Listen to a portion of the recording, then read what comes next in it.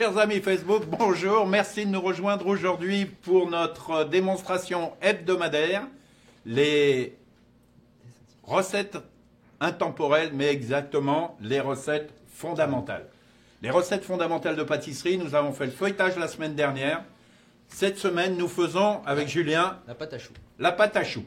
Alors, la pâte à choux, bien entendu, son origine vient d'Italie. Nous sommes dans la cour de Catherine de Médicis. Un pâtissier nommé Pantaleni fait une première pâte à chaud. Et non pas une pâte à choux, c'est la seule pâte qui est faite dans une marmite, dans une casserole. On l'appelle donc à cette époque-là la pâte à chaud.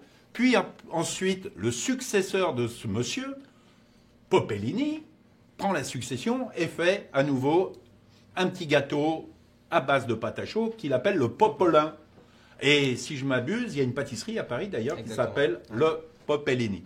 Donc, on est au XVIIIe siècle, on fait la pâte à choux, on a le pâtissier Jean Advis qui est là, le pâtissier de Talleyrand et d'Antonin Carême qui lui lance véritablement la pâte à choux qu'on connaît aujourd'hui. Avec aussi un croque-en-bouche, si je ne me trompe pas. Avec un croque-en-bouche. Le croque-en-bouche, bon, bien entendu, ce sont les petits choux caramel. Mais n'entrons pas dans les détails d'abord. Faisons la recette de pâte à choux. La pâte à chaud, ça nous prend de la farine, une recette, une farine de type 55. Ça nous prend moitié eau, moitié lait. Pourquoi, chef? Alors, ça l'assouplit un petit peu, ça donne un petit peu plus de lait. D'ailleurs, on verra à la fin que s'il nous manque un œuf, on peut rajouter un petit peu de lait chaud. On met du sucre pour la coloration. Bien entendu, on met du sel. C'est une recette avec du beurre. Mais le secret de la pâte à choux, ce sont les œufs. Parce que qu'est-ce qu'on attend de la pâte à choux? Cette pâte qu'on va mettre au four et qui va à peu près développer selon 3 ou 4 fois, des fois, son volume. Alors, on y va tout de suite. Oui. Merci à tous. Donc, bien entendu, si vous avez des questions, n'hésitez pas à nous les poser en direct. Nous sommes en direct, nous répondrons donc en direct. C'est ça le principe même du live. Donc là, Julien, on a mis l'eau et le lait. On va mettre le sel et le sucre. Et le beurre en herbe. Et on va mettre le beurre. Alors, un beurre tempéré, c'est pas la peine que le beurre soit très froid parce que l'idée de la pâte à choux, c'est que justement tous les ingrédients soient fondus avant justement que notre beurre commence, que notre liquide commence à bouillir. C'est important parce qu'on va parler de dessécher. Alors, on fait chauffer donc notre lait, notre eau, le sel, le sucre et le beurre. On le fait fondre. Alors, ça ne sert à rien d'aller trop vite. Et on verra ensuite l'utilisation de la pâte à choux. Qu'est-ce que réellement on peut en faire? Parce qu'il y a plein de recettes différentes. On peut même faire, d'ailleurs, tout un repas avec la pâte à choux. Puisque la pâte à choux, on peut la cuire au four, mais également on peut la cuire à l'eau, et puis on peut la cuire à la friteuse. Donc, vous voyez, il y a tout un tas de possibilités. On peut même également faire une pâte à décor. Je vous expliquerai en dernier s'il nous reste quelques minutes. Alors, n'hésitez pas à poser les questions. Première question de notre auditeur. Christian, il faut être gentil avec Julien. Oui, bon. Alors... nos téléspectateurs, Julien, prennent soin de moi. Prennent soin de vous. C'est gentil, merci. First question, we need to be very gentle with Julien. Donc, Julien, you are very welcome on Facebook. You have more supporters like me. Okay? For all my friends is talking in English, I would love explain something very simple. You put the milk, you put the water, you put the salt, you put the sugar, you put your butter, and slowly we wait until the mix boil. Okay? That's very important. Why we have to boil this mixture? Alors, we need to incorporate the flour when the liquid is boiling. Okay? It's a part of the recipe. If you add your flour when your liquid is not hot, it's not successful. Okay. On a bien compris en français qu'on devait attendre que le liquide bout pour incorporer la farine. Comme disait Pantaleni, c'est une pâte à chaud. Une des seules pâtes qu'on fait chauffer. J'en connais pas d'autres, moi. Il y en a peut-être d'autres, mais en matière de pâtisserie, je connais que celle-ci. Alors, notre liquide commence à chauffer. Est-ce que nous avons des questions en direct? Madeleine attend. Bon, ben, ça aurait pu être Charles hein, qui attend, ça aurait fait Charles attend, mais là c'est Madeleine qui attend. Donc c'est bien, Madeleine, vous êtes avec nous maintenant. Donc voilà Notre liquide. notre Lucky Boo. Et là, immédiatement, nous incorporons notre farine. En dehors du feu. En dehors du feu, on coupe la source de chaleur. Hein. It's very important. We cut the stove. Hein. And you see, my dough now is coming a little bit firm. La pâte devient ferme. Et à cette étape-là, le nom, c'est une panade. Ah, quand on est dans la panade, hein. Eh ben on y est. On est dans la panade. Donc on va maintenant venir dessécher notre pâte à choux, notre panade, exactement.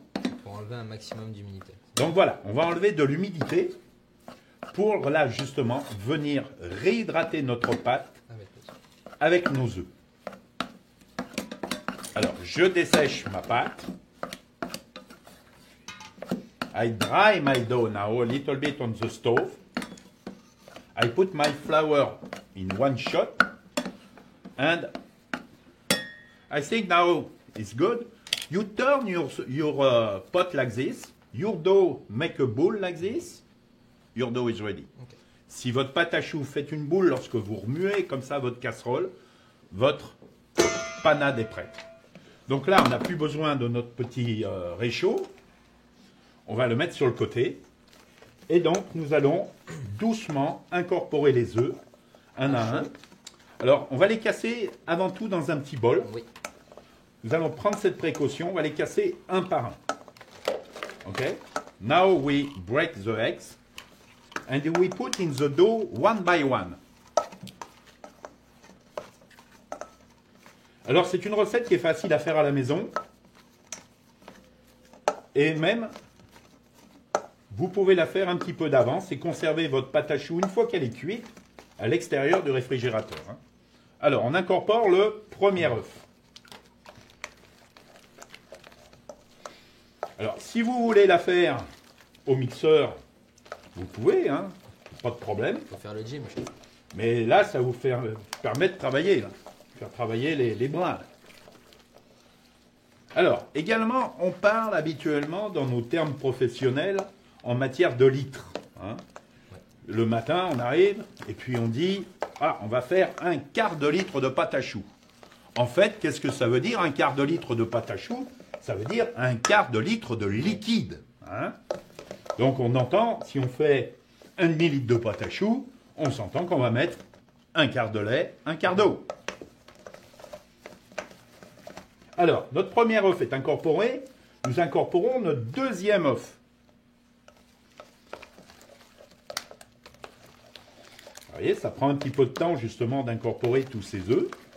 It takes a little bit time to incorporate all the eggs inside. But we continue to turn. If you do that with a mixer or a KitchenAid or something like that, you go at the same speed like you do by hand. Hein? Si vous faites ça au mixeur, on va faire, ou au batteur, on va aller à la même vitesse que si on le faisait à la main. On a toujours tendance, Julien, Ouais. à aller trop vite quand on travaille au mixeur. Mais donc pas avec un fouet, on va faire ça. Ah, absolument pas. On va pas utiliser un fouet, on va utiliser la feuille avec un mixeur. It's very important remarque, okay? If you use a mixer, you use your paddle. Hein? You didn't use your whisk, you use your paddle. Je vous remplace, chef. Ah ben Julien, je vais casser les œufs, tu vas continuer à mélanger. Voilà, la fois dernière tu faisais le laminoir, aujourd'hui tu vas faire le mixeur. Donc si vous êtes à la maison, hein, c'est une recette en couple, ça, c'est une recette de Saint-Valentin à faire en couple. Nous avons célébré la Saint-Valentin, Julien. Oui, exactement. chef. Madame était heureuse. Très heureuse, comme Ah. toujours. Okay. We celebrate yesterday Saint-Valentin. I say hi to everybody celebrates Saint-Valentin yesterday.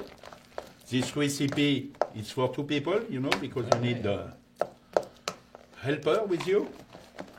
Okay, my patachoux here, it's a little bit dry, you know. We need to incorporate one more eggs, okay? It break. I show you after that the V formation. Notre patachoux est encore un petit peu sèche. Il faut qu'on incorpore un petit peu encore un œuf.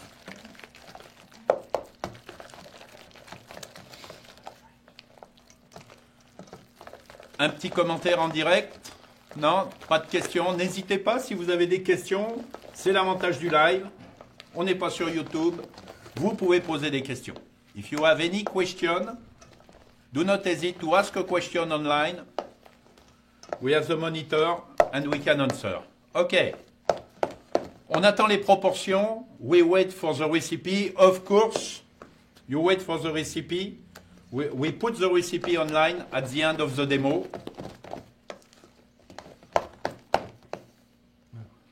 Encore un peu sèche. Chef.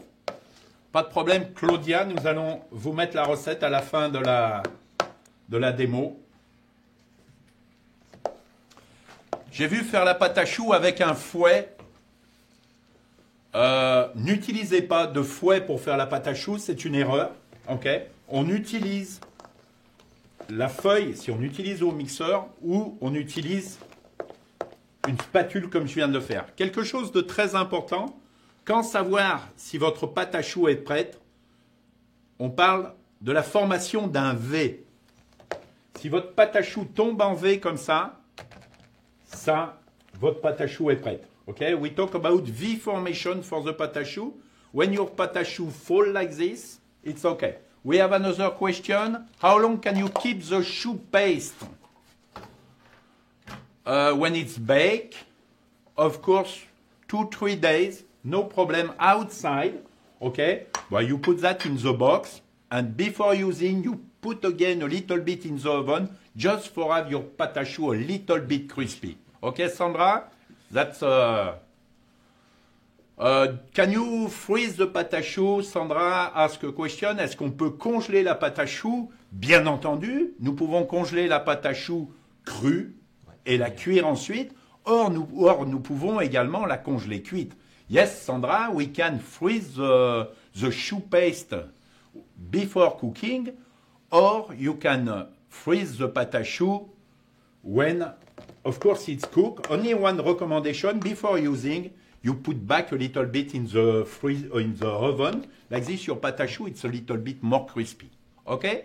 Thank you very much for asking question. Now it's time to pipe the pâte à choux. Donc, we need egg wash. On aura besoin d'un petit peu de dorure avec un pinceau. Alors, bien entendu, c'est un pinceau qui reste dans la cuisine. N'allez pas le chercher, le pinceau au garage. En principe, c'est pas terrible. Un pinceau qui est réservé dans la cuisine, un petit peu de sel dans la dorure. You can put a little bit salt in the egg wash. It's not bad at all because like this your eggs come a little bit more liquid. Check your tray. Black tray is perfect for pâte à choux. Okay, because like this the temperature is the same everywhere. L'utilisation d'une plaque noire, c'est tout à fait recommandé. On peut également utiliser un silpat. Also, you can bake your pâte à choux, you know, on this silicone sheet. Une feuille de sheet, really? It's a joke. Une petite feuille de silicone, on ne va pas nommer les marques. Et on va commencer à pocher. Alors, on utilise une poche à douille, comme son nom l'indique. Et on va commencer à garnir notre poche. Alors, si vous n'y arrivez pas, vous pouvez utiliser un petit pot pour mettre votre pâte à choux dedans, votre poche à douille. Et on vient pocher la pâte à choux de manière régulière. Ça, ce sera pour des gros choux. C'est ça? Alors, tout à fait. On va utiliser, merci, on va donc utiliser des douilles correspondant à ce qu'on veut faire. Hein? Là, on vient fermer notre poche. Alors, on ne souffle pas à l'intérieur, on va enlever l'air de notre poche. Hein. Les anciens qui travaillaient dans le métier avaient pour habitude de souffler dans la poche pour enlever les bulles d'air. Pas très hygiénique. Ben, on conçoit que c'est un pâtissier qui a inventé le French kiss, mais enfin, bon, pas nécessaire de faire un bisou à tous nos clients. We start to pipe, okay? If you want to make an eclair like this, we need to pipe something long. Alors, you need a little bit training. Hein?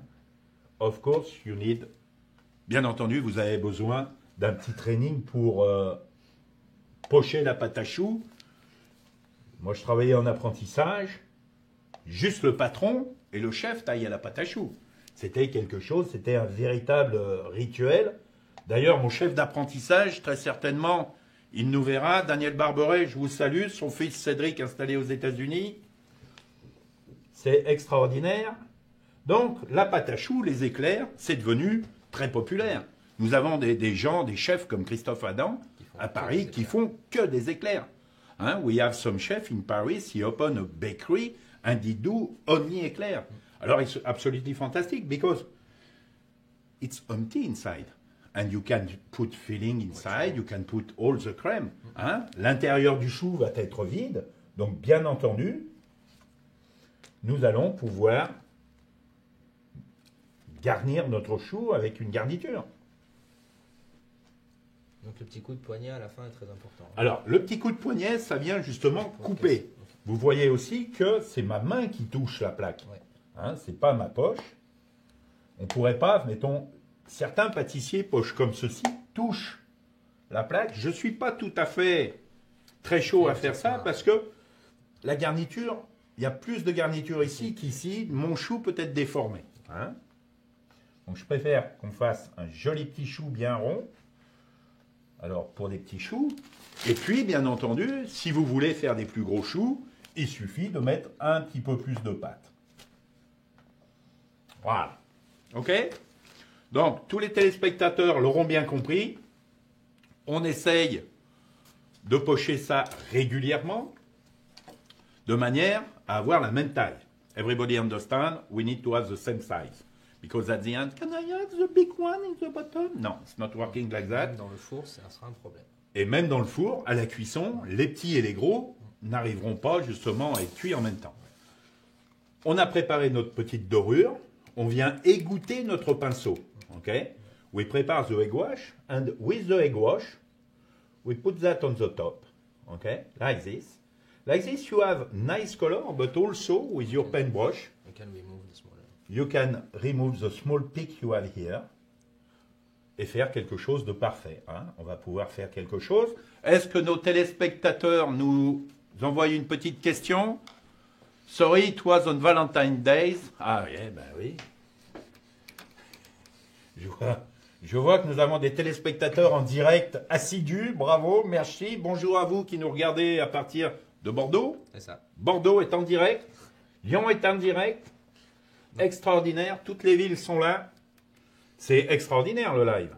Donc pourquoi privilégier la spatule pour incorporer les ingrédients? Question de Colette. Ah, Colette. Alors, Colette, pourquoi privilégier la spatule? Tout simplement parce que le fouet, c'est un outil de pâtissier qui sert à incorporer de l'air. Hein? Lorsqu'on va vouloir faire une émulsion, on va incorporer de l'air dedans et toutes ces petites parties, tous ces petits morceaux de fil de fer à travers un fouet vont justement permettre d'incorporer de l'air.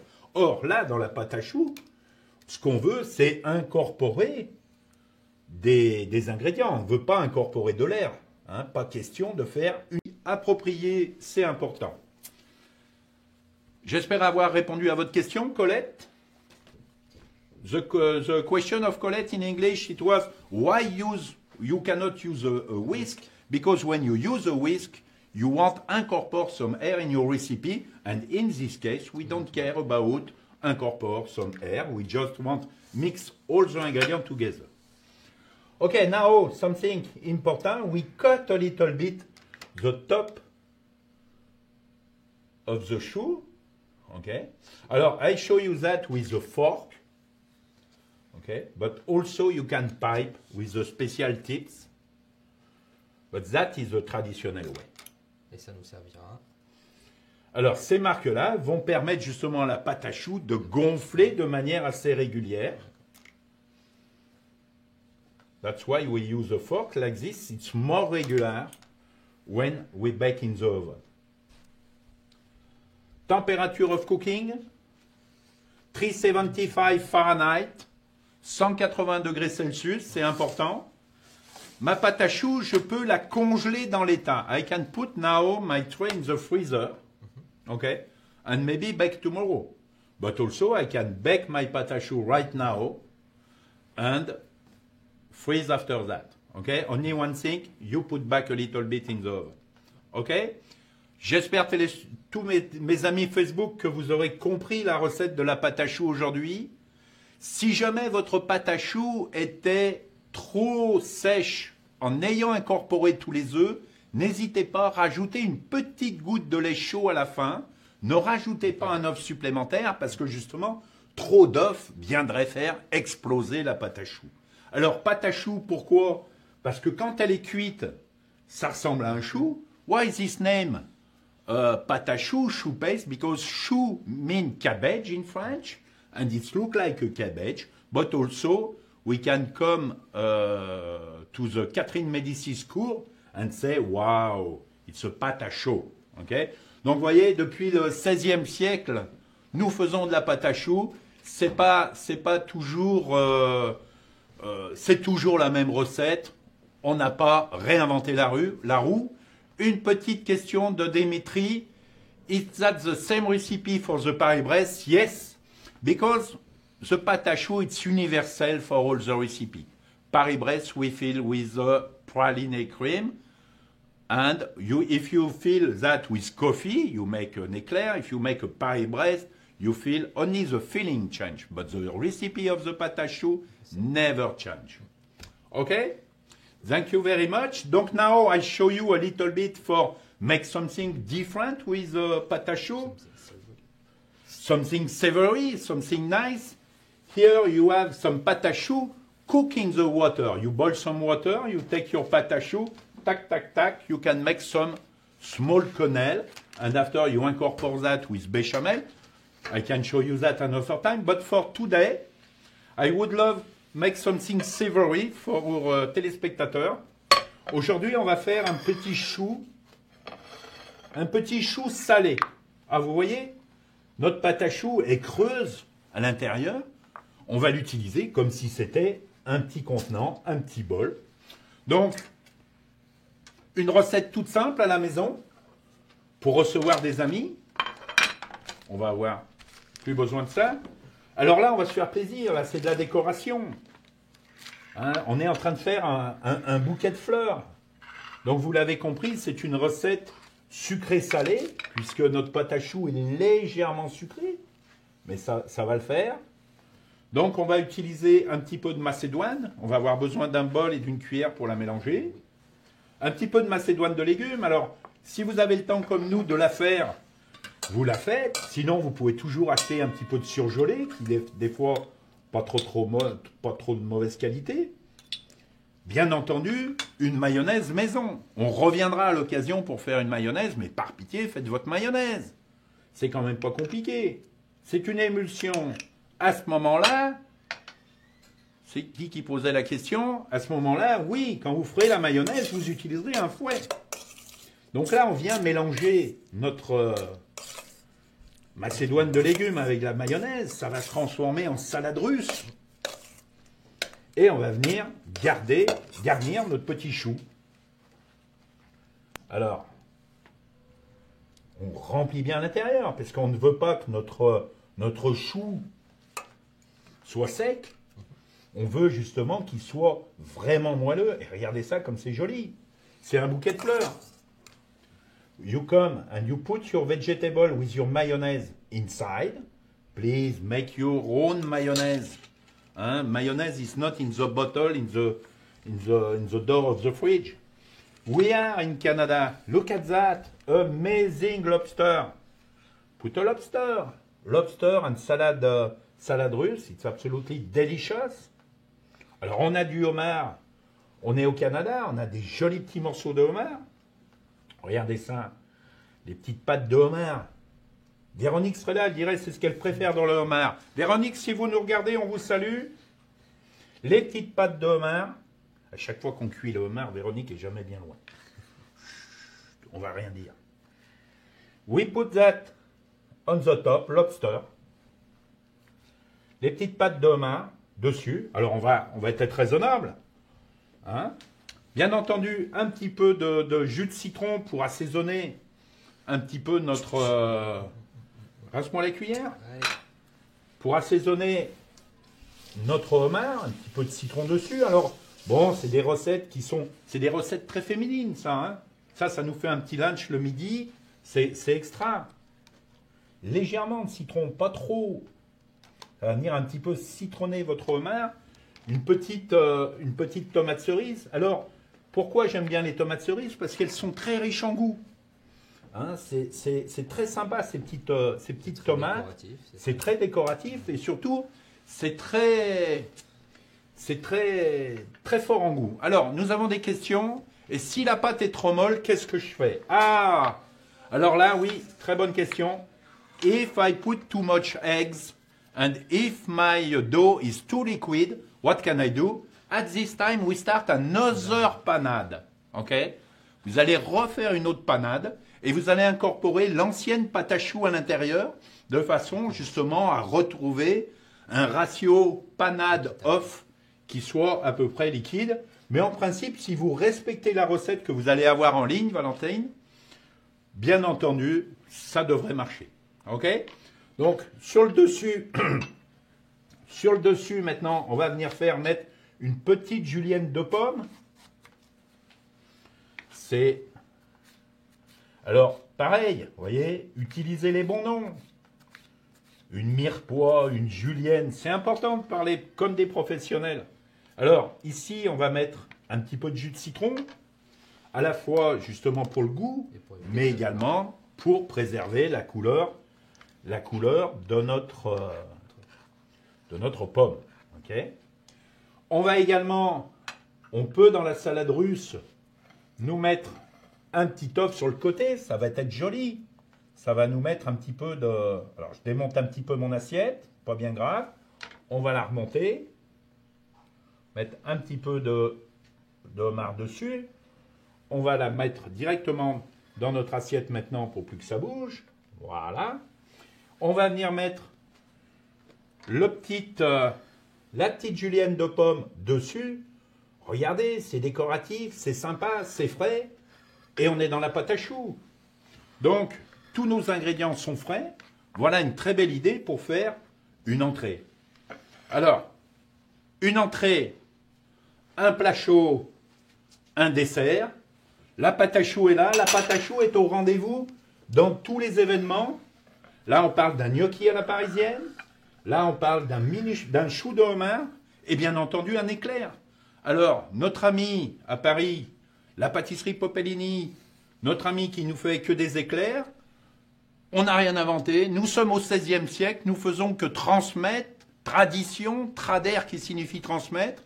Les futures générations continueront, je l'espère, à faire de la pâte à choux. Mais avant tout, faites-nous une belle pâte à choux. On voit tellement de pâtes à choux qui sont loupées. Suivez-nous, écoutez nos recommandations. N'hésitez pas, nous avons une école de formation, 900 heures de cours, on en parle, on est à Montréal, on enseigne la pâtisserie, c'est notre métier. Voilà une recette fondamentale de la pâtisserie, la pâte à choux.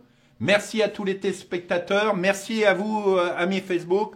Thank you for all my friends on Facebook. You talk in English. Last question, maybe online. Non, tout est bon.